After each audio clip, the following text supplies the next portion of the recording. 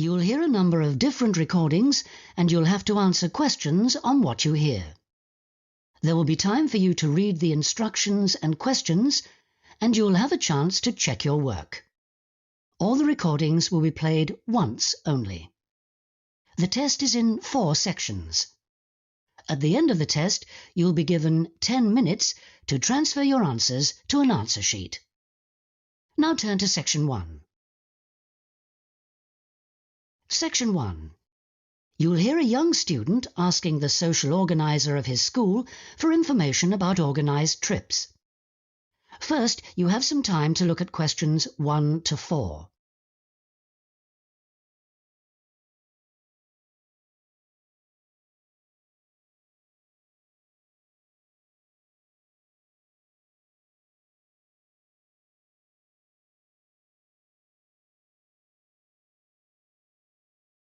You'll see that there is an example which has been done for you. On this occasion only, the conversation relating to this will be played first. Good morning. Good morning. How can I help you? I understand that the school organizes trips to different... Yes, we run 5 every month. 3 during weekends and 2 Wednesday afternoon trips. There are 5 trips every month, so 5 has been written in the notes. Now we shall begin. You should answer the questions as you listen because you will not hear the recording a second time. Listen carefully and answer questions 1 to 4. Good morning. Good morning. How can I help you? I understand that the school organizes trips to different... Yes, we run 5 every month. 3 during weekends and 2 Wednesday afternoon trips. What sort of places? Well, obviously it varies, but always places of historical interest, and also which offer a variety of shopping because our students always ask about that. And then we go for ones where we know there are guided tours because this gives a good focus for the visit. Do you travel far? Well, we're lucky here, obviously, because we're able to say that all our visits are less than 3 hours' drive. How much do they cost? Again, it varies. Between £5 and £15 a head, depending on distance. Uh-huh. Oh, and we do offer to arrange special trips if, there are more than 12 people. Oh, right. I'll keep that in mind. And what are the times normally? We try to keep it pretty fixed so that students get to know the pattern. We leave at 8:30 a.m. and return at 6 p.m. We figure it's best to keep the day fairly short. Oh, yes. And how do we reserve a place? You sign your name on the notice board. Do you know where it is? Uh-huh. I saw it this morning. And we do ask that you sign up 3 days in advance, so we know we've got enough people interested to run it, and we can cancel if necessary, with full refund, of course. That's fine, thanks. Before you hear the rest of the conversation, you have some time to look at questions 5 to 10.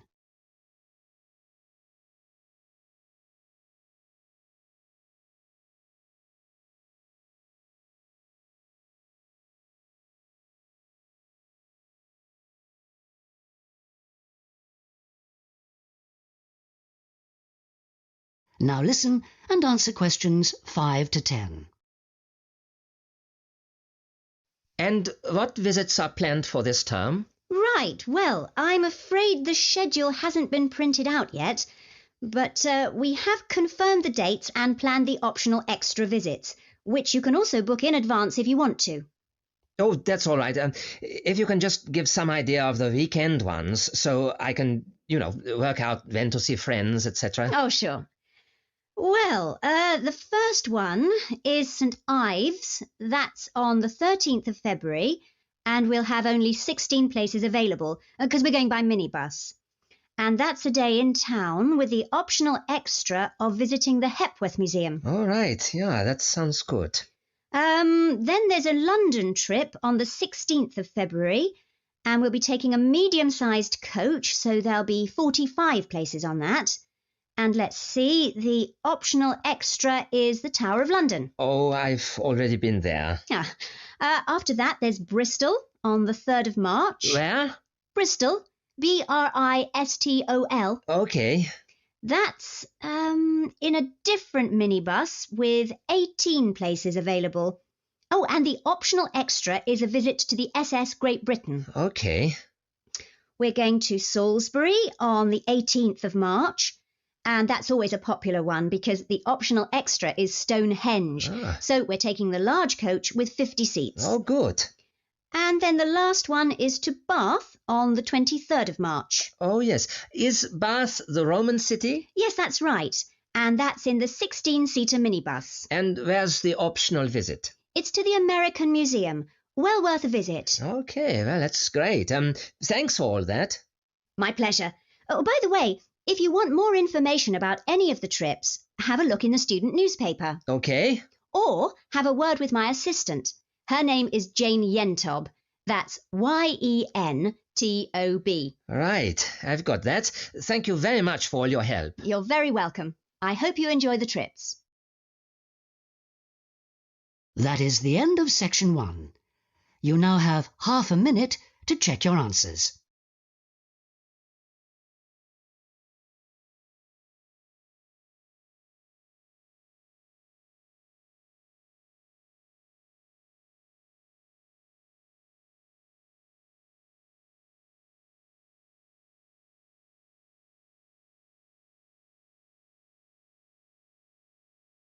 Section 2. You'll hear a tour guide giving a talk about a museum centre called Riverside Industrial Village. First, you have some time to look at questions 11 to 13.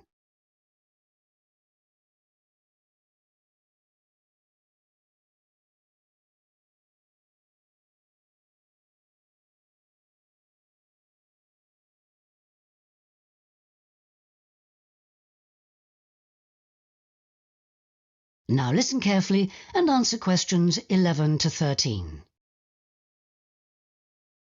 Good afternoon, everybody, and welcome to Riverside Industrial Village. To start your visit, I'm just going to give you a brief account of the history of the museum before letting you roam about on your own. I won't keep you long, okay? Now, from where we're standing, you've got a good view of the river over there. And it was because of this fast-flowing water that this site was a natural place for manufacturing works.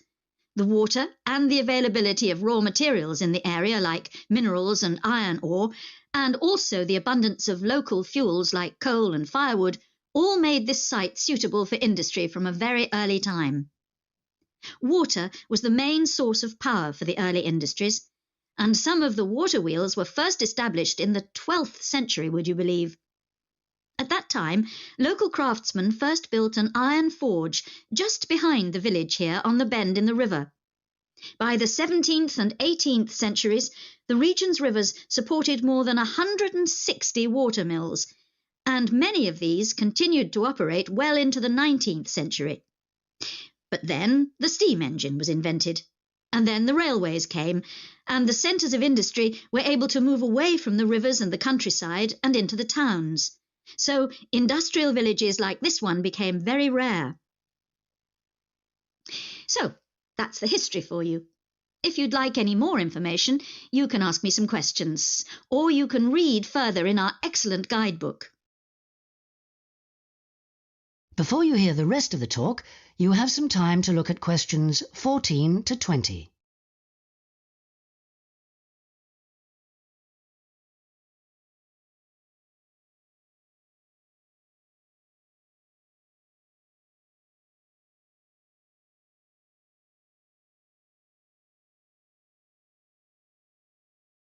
Now listen and answer questions 14 to 20.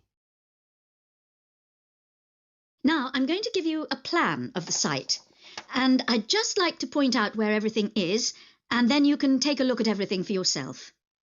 I've already pointed out the river, which is on the left, and of course, running along the bottom is Woodside Road. Got it?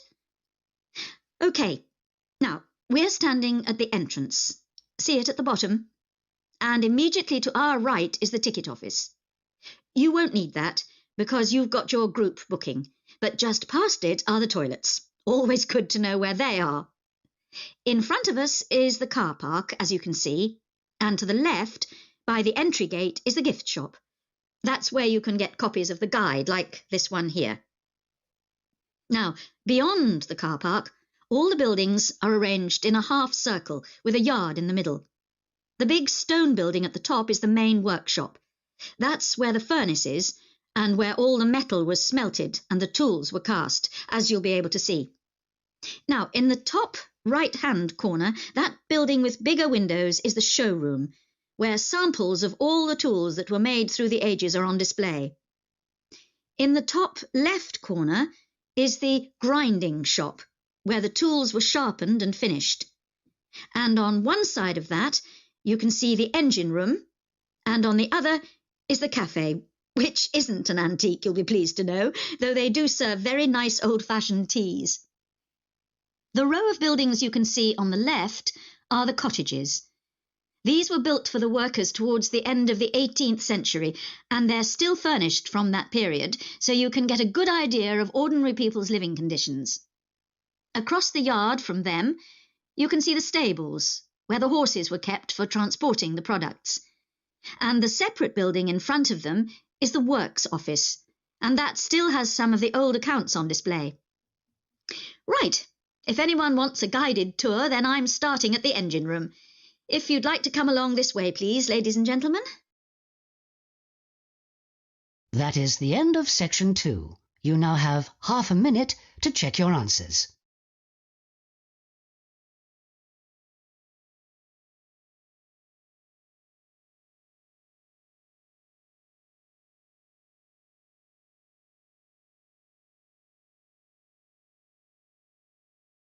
Section 3. You'll hear Melanie, a student, talking to one of her lecturers about her studies. First, you have some time to look at questions 21 to 27.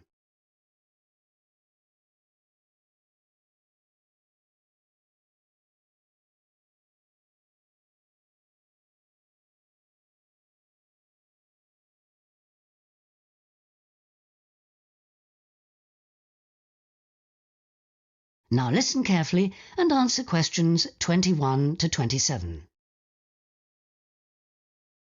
Excuse me, Dr. Johnson. May I speak to you for a minute? Sure, come in. I'm Melanie Griffin. I'm taking your course in population studies. Right. Well, Melanie, how can I help you? I'm having a bit of trouble with a second assignment, and it's due in 12 days. What sort of trouble are you having? Is the assignment question a problem? Well, that's part of the problem. I've been having trouble getting hold of the books. I've been to the library several times and all the books are out.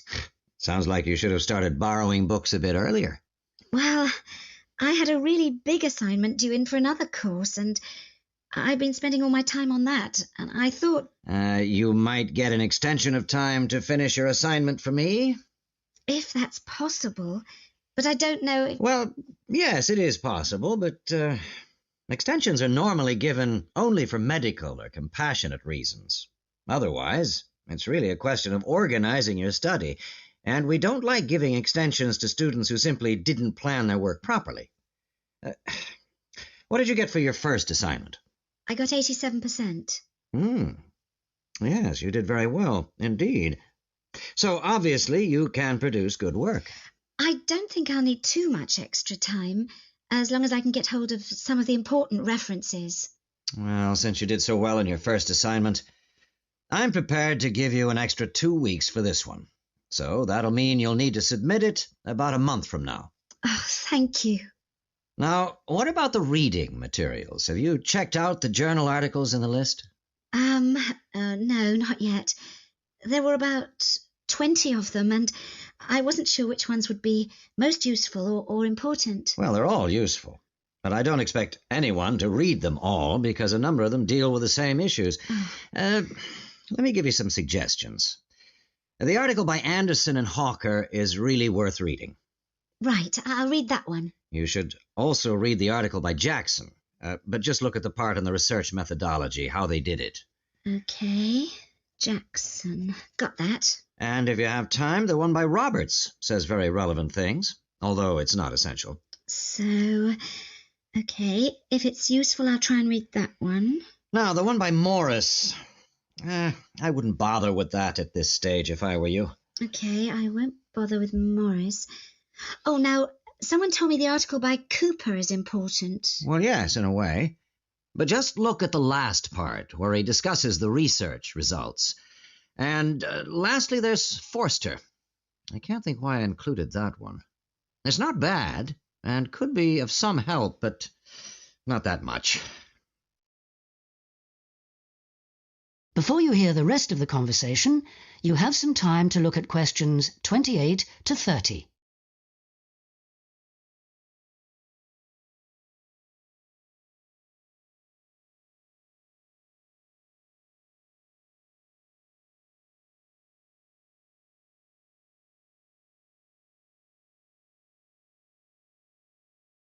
Now listen and answer questions 28 to 30. Now let's deal with the assignment question. What's the problem there? It's the graph on page 2. What seems to be the problem? It's just the bar graph showing reasons why people change where they live. Well, I've got a photocopy, but the reasons at the bottom are missing. Ah, okay. Look at the first bar on the graph. Now that indicates the number of people who move because they want more space. Oh, I see. Bar 1. OK. Now what about the next bar? Bar 2 is to do with the people living nearby, disturbing them. So they chose to move away to somewhere quieter. Now let's look at bar number 3.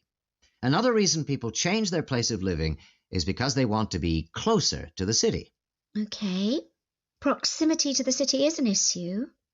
Now, bar number 4 refers to problems when the owner of the property won't help fix things that go wrong. In other words, the owner is not helpful, and so the tenants move out. OK. Now, what about bar 5? Bar 5 is about those people who move because they need a bus or train to get them into the city or to go to work. OK. And bar 6? Bar number 6 is interesting. That reason was given quite a lot. People moving because they wanted to be in a more attractive neighborhood. Oh, yes. Thank you very much. That is the end of section 3. You now have half a minute to check your answers.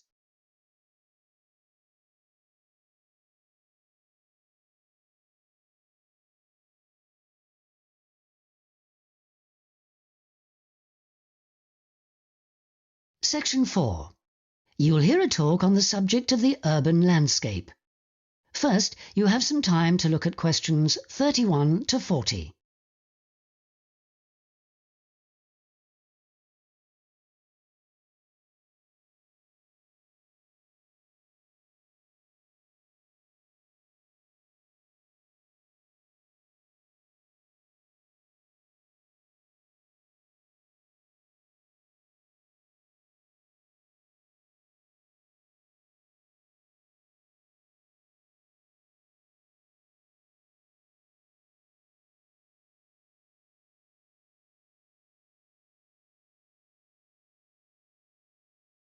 Now listen carefully and answer questions 31 to 40.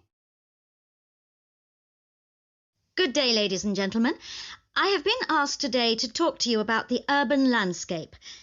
There are two major areas that I will focus on in my talk: how vegetation can have a significant effect on urban climate, and how we can better plan our cities using trees to provide a more comfortable environment for us to live in. Trees can have a significant impact on our cities. They can make a city as a whole a bit less windy, or a bit more windy if that's what you want. They can make it a bit cooler if it's a hot summer day in an Australian city, or they can make it a bit more humid if it's a dry inland city. On the local scale, that is in particular areas within the city, trees can make the local area more shady, cooler, more humid and much less windy. In fact, trees, and planting of various kinds, can be used to make city streets actually less dangerous in particular areas. How do trees do all that, you ask? Well, the main difference between a tree and a building is a tree has got an internal mechanism to keep the temperature regulated. It evaporates water through its leaves, And that means that the temperature of the leaves is never very far from our own body temperature. The temperature of a building surface on a hot sunny day can easily be 20 degrees more than our temperature. Trees, on the other hand, remain cooler than buildings because they sweat. This means that they can humidify the air and cool it, a property which can be exploited to improve the local climate.